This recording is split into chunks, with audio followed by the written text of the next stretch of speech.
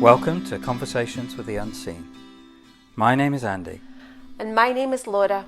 And in December 2019, we began an amazing and completely unexpected journey, conversing with beings from the unseen world, which has totally transformed our lives. And here we are, after hundreds and hundreds of hours of conversations, doing what our non-physical friends have been encouraging us to do, sharing their message with others who may be interested. So let's dive in.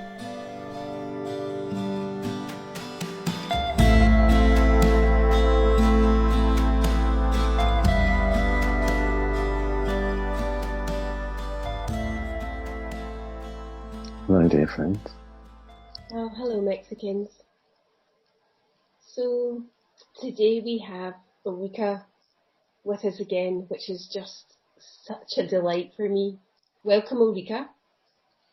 Thank you. I'm excited to be here again. I'm excited to have you here. I wonder what we will create and discover and what will unfold. And so Mexicans, allow all things. Wow. 3 little words and such a giant topic. I don't know about you, Ulrike, but this ego is not so good at allowing all things. It's getting better, but it's spent a lifetime of fighting all things in some shape, way or form. So Mexicans, can you begin by sharing with us your perspective on allow all things? To allow all things is to choose peace, to make a conscious choice to feel peaceful. There is, from a human perspective, much going on in the world of form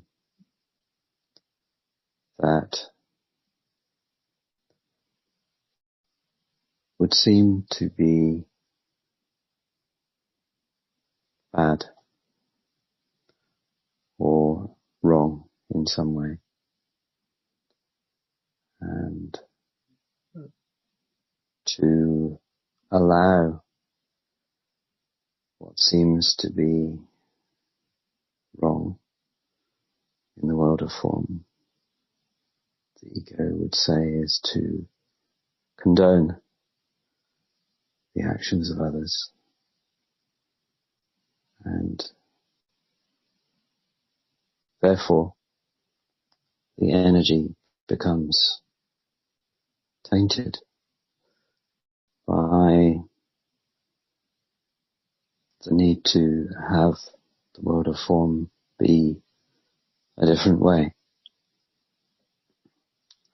to have others behave according to its judgment of right and wrong, good and bad. And yet the world of form is giving the inner being an experience of contrast, light and dark, comfortable and uncomfortable. And the human self is programmed to desire the comfortable and to push away what feels uncomfortable. At the heart of this experience is love or fear. Fear being the absence of love. And therefore, in a world of contrast, in the physical realm, there is the illusion that there can be an absence of Great Spirit's love. And from our perspective, there is nowhere in the universe the Great Spirit is not, and therefore Great Spirit's love exists everywhere, even in those dark situations. What is occurring is an experience of that apparent lack of love. And so the ego would put itself in a position of judging. It would judge a situation that appears to be separate and cut off from Great Spirit's love, and would say that is wrong and it must change. And of course, the human self is powerless to change what occurs in the world of form, because the world of form is an energetic creation. It is an experiential event and is designed to be an adventure for the inner being, an adventure into a different realm where the rules are upside down. Everything in the energetic realm is opposite to what is experienced in the physical realm. And once the human self can appreciate the nature of the experience that it is having, it becomes more possible for the human self to allow what is occurring in its experience, what seems to be occurring. The desire to control is a program that most human egos have. And to allow is to align with your true nature, who you really are, beyond form, the essence of who you really are, that non-physical, infinite expression of Great Spirit, which will, of course, always allow all things, because it understands from a different perspective that everything is energy, energy is ever changing, and Great Spirit's nature is to create. And to create means that new experiences come to the human self. And to align with the inner being is to welcome every new experience. Every experience, whether it is new or not, is an opportunity to be human, to have that physical perspective, and yet to know yourself, to be that infinite, non-physical expression of Great Spirit in that moment also. Wow, there's so much stuff in what you said there, Mexicans. So much stuff in a few short minutes. And so I'm just curious, Ulrike, like when you were listening, what were some of the things that jumped out? Like what did it bring up for you?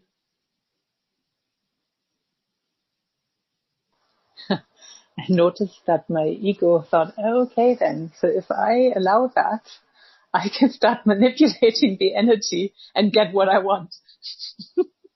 So I think the program of wanting to control is somewhat strong in this ego.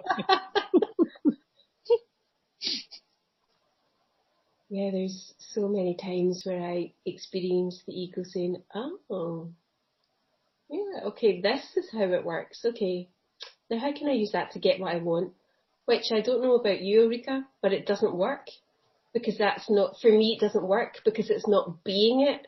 It's still just another version of the ego trying to control. Yes, absolutely. It's, for me, it's actually something that I already twigged as a teenager when I realized if I do something in order to, kind of to get something, it never worked. If I let something go, then it might come to me. And that's something that I even realized as a teenager, but I didn't quite know, the implications of all of that. But this ego, that's still something that it doesn't, do lightly. I think now that the ego is starting to trust the inner being more, it's more curious kind of how things can unfold. And I think it started trusting more because even the things that at first looked bad turned out to be good in the end and raised awareness, shifted things, created more freedom, connected me more with the inner being. So I think the ego is also starting to see all of those things, so which helps to allow more. I love that because in listening to you, what occurs to me is it's really hard to allow all things if you don't have trust in the inner being. Because when I believed that it was just down to me as in the made up construct that is called Laura Borland, I thought it was my responsibility to change things. And so to allow things, for me, what that brought up is, but if I allow this, it's going to get worse. And I loved what you said, Mexicans, about when the inner being chooses to come and play in this reality, the rules are upside down. Because I know when I sit with the inner being, if I allow this, will it stick it? No. And if you don't allow it, it will stick it. Because from an energetic perspective, when you give something energy, whether it is the energy of attachment, needing it, or whether it is the energy of not wanting it, it will have the opposite effect to what the human self is trying to achieve. So through trying to push something away, it will bring it more into form.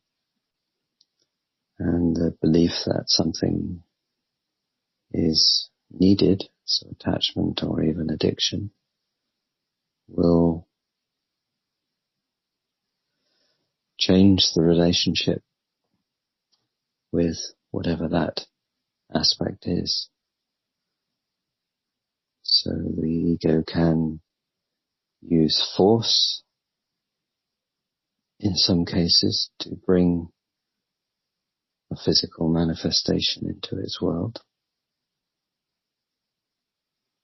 And what the ego was hoping for, a feeling of satisfaction, a fulfillment of a desire, will not be there. That physical manifestation that has been forced or manipulated into its physical presence, the energy will be tainted. The energy will not feel easy. Whereas to allow is to invite. And if there is something that the human self would like to experience, to enjoy, if that is created in the energy, if there is a relationship of ease, In other words, to allow it to be there or not. This can be the invitation for that aspect to come into one's human experience, and for that relationship to have a sense of ease and peace around it, because there is no attachment and there is no resistance. As opposed to, and I'm speaking from personal experience, when this ego has forced and manipulated and made something happen, then it's felt like a really hollow victory. Whereas when it feels like something is created in alignment with the inner being, it's joyful, it's fulfilling, it's delicious. From the perspective of the world of form, it could look like it's the same thing, but whether it's created from the ego or the inner being, for me, will create a completely different experience of it. If I can add, for me, I think when I was listening to you, what I noticed is that when I create from the inner being, I enjoy the journey, and the outcome is just the icing on the cake, right? But it's actually not so important anymore. Whereas when it's the ego, it's very much like the outcome, the result, and then it doesn't give me the satisfaction, and then it's the next thing. But it's kind of exhausting because I don't enjoy the journey. I just want to be there. Absolutely. And if you consider your experience of being human as a journey from birth to death, the journey is the reason you came. And to try to get to the destination as quickly as possible is to say energetically, let's get this over with. Which is the mantra of this ego, let's get this shit done.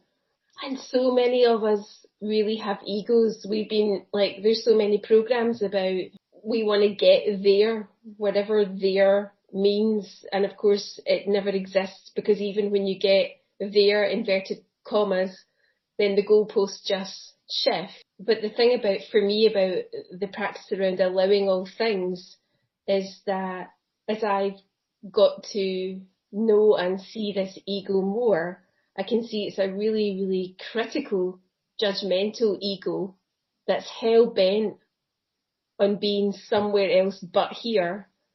So it wants to fight what is to get what is. And it's fucking exhausting. And I guess I'm done with that. And what's now beginning to emerge is something that is more peaceful. And to allow all things is to be in the present moment, fully present,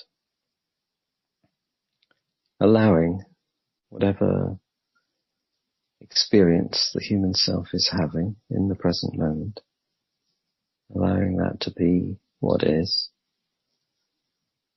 knowing that there is a new present moment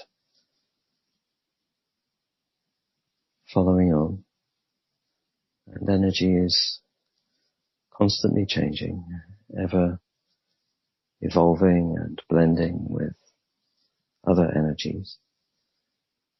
And so this present moment, each present moment is unique, will never be experienced in exactly the same way, because it is a unique combination of factors. And so to be in the present moment and to appreciate what there is to appreciate, to know yourself to be who you really are in the present moment, removes the energy of the human self wanting to judge, find fault, and generally criticize itself and others. It is a very different way of experiencing life in form, to be aligned with the energy of allowing. And when, of course, the human self becomes judgmental of others and argues with some aspect of what is occurring in the present moment, this is merely a perspective.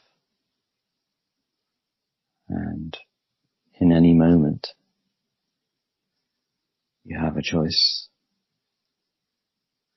Which perspective do you choose? Do you choose to align with the perspective of the ego, which the perspective is based on limited information coming in through the senses, and an alignment with fear and separation?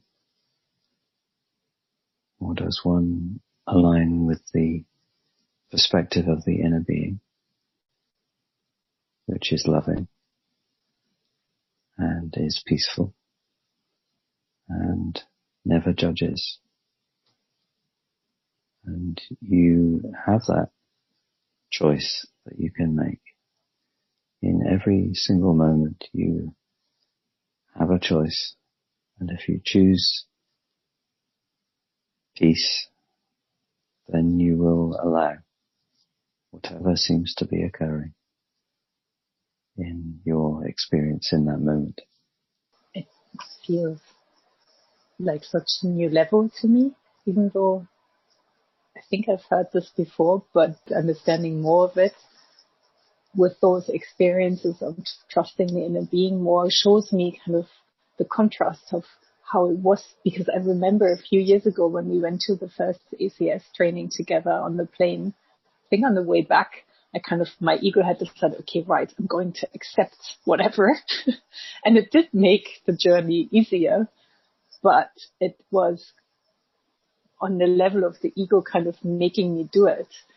And my ego definitely had a lot of ideas around things that I condone things if I accept them. But now allowing feels like a completely different game of being here, right? It actually feels fun, because before I think I kind of felt like, well, I don't have a choice, right? I just have to accept it and then I might be peaceful, great. But it basically means I might have to be okay with having a bit of a shit life, but be fine with it. That's kind of how it felt. And now it feels like, oh, this is really exciting, because it's almost like I see this big pot of energy that constantly gets stirred, and you just kind of feel different things the whole time, but it's kind of exciting and magical. And it is fascinating to learn more about the ego's programs. When you say, I may have a shit life, and I have to accept that, I have to allow that to be. And of course, perhaps there is an opportunity for the human self to say, I may have to allow an ecstatic life. I may have to allow a life in form that is beyond my wildest dreams. Yeah, that's much better.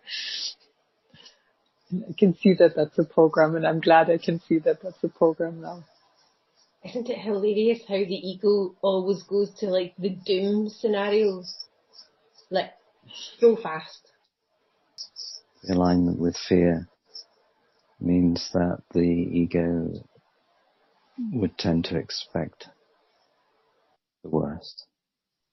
And there is a retraining that can take place, which is to align with appreciation and to accept that through letting go,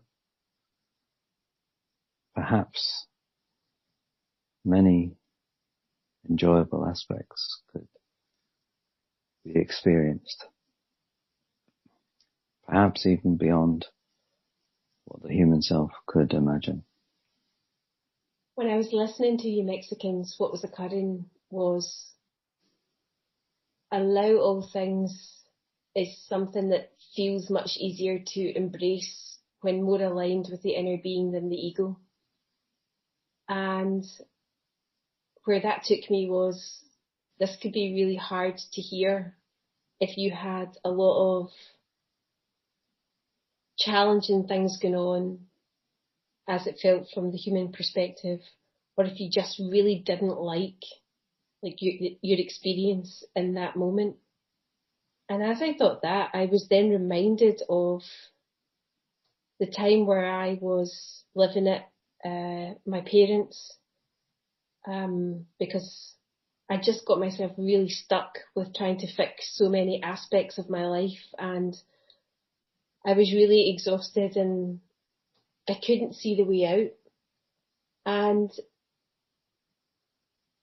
in all of that, I started playing a game, which was, how quickly can I turn my energy around? Because of course I had lots of time. And it was amazing when I practiced appreciation, how I was able to do it quicker and quicker. And perhaps from the outside, in fact, it was said to me, well, you're a bit happy. It's like, can you not see what's going on in your life? But I can now see that shifting my focus actually lightened up my energy. And in the lightening up my energy, other possibilities began to occur. And so it's back to that everything is upside down, because the ego would say, I can't possibly sit and appreciate. Can you see what's going on? It's like, I need to sort this shit out. And it's so counterintuitive. Because I'd really tried to sort the shit out and it just kept getting worse.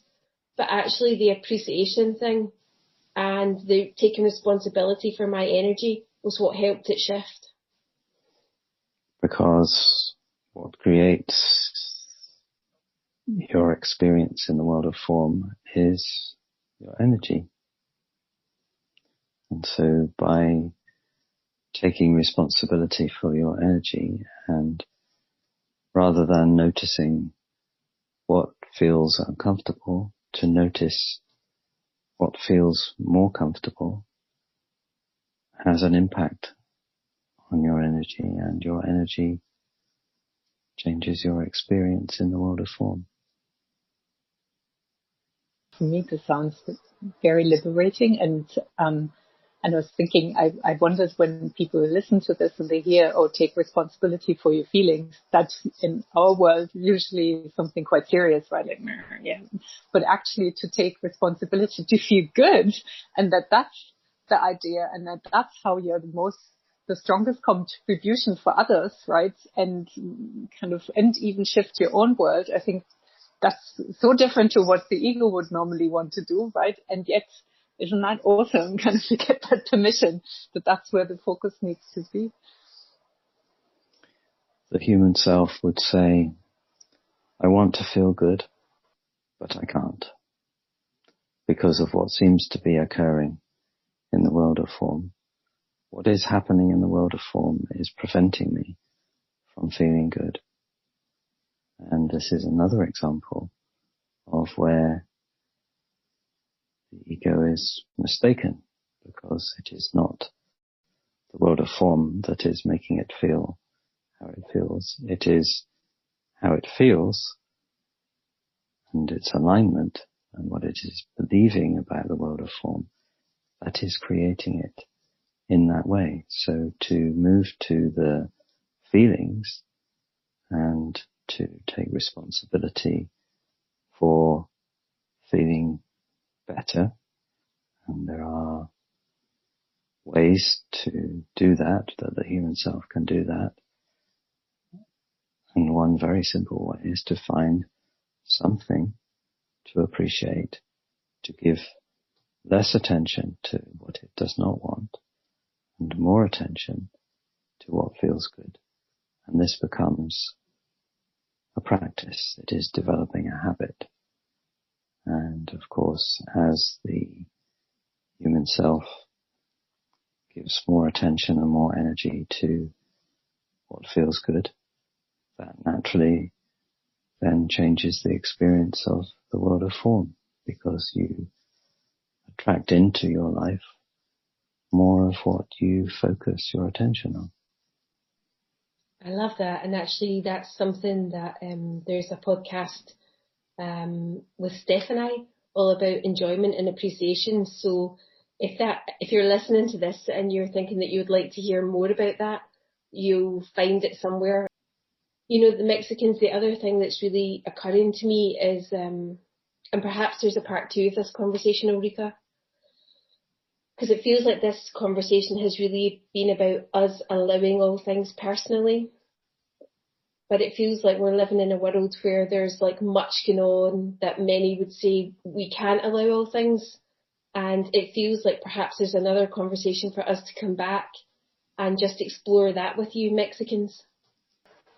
Yes, we would be happy with a continuation of the conversation. So as we draw this conversation to a close, what final words would you have to share with people? We would suggest that if allowing all things seems like a huge mountain to climb, then begin small. Perhaps the journey to the mountaintop of allowing all things is to allow some things. And so choose some aspect of your experience that does not feel comfortable. Perhaps not something that is hugely significant to the human self. And just practice being less in control, less judgmental, less needing the present moment to be different, and just connect with that energy of allowing and experience the peace that that can bring into the human experience in the present moment. Thank you, Mexicans, and thank you, Ulrike, for playing. Thank you, it was fun. We flow love to you. Most gratefully received. Until next time. You've been listening to Conversations with the Unseen. If you'd like to know when there's a new conversation available, then remember to subscribe and also to share it with others. If you'd like to have a written transcript of each conversation, then you'll find this on the website conversationswiththeunseen.com. And if you have a question you'd like us to ask on your behalf, or if you would like to join the mailing list, then you can also do that on the website conversationswiththeunseen.com. Until next time.